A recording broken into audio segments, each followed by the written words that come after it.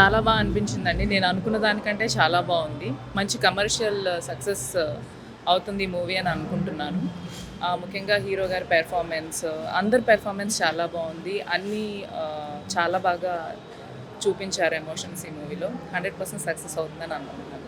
Thank you. బాగుంది, చాలా బాగుంది. నచ్చిన సీన్స్, పాప సీన్ రాగానే బాగా నచ్చింది. హీరో గారి యాక్టింగ్ ఎలా ఉంది? ఆ? హీరో యాక్టింగ్, బాగుంది, చాలా బాగుంది. హీరోయిన్ యాక్టింగ్ బాగుంది, మీకు బాగా ఫైట్స్ బాగా నచ్చాయా? బాగా నచ్చినాయి. అంటే పాప ఎంటర్ అయ్యాక సీన్స్ బాగా అనిపించినాయి. హీరో గారి యాక్టింగ్ ఎలా అనిపించింది? బాగుంది, సాంగ్స్ బాగున్నాయి. మూవీ మాత్రం చాలా బాగుంది. మంచి ట్విస్ట్లు ఉన్నాయి. పాప సెంటిమెంట్ అంతా వర్కౌట్ అయింది. చాలా బాగుంది. హీరో యాక్టింగ్ కూడా చాలా బాగుంది.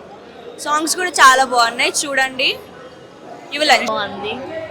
ఏంటంటే main character hero six pack కూడా చాలా బాగుంది. సాంగ్ కూడా హైలైట్గా ఉంది. అండ్ బ్యాక్గ్రౌండ్ మ్యూజిక్ అంటే చాలా చాలా చాలా ఇంట్రెస్టింగ్ ఉంది. ఫైట్స్ కూడా చాలా బాగున్నాయి.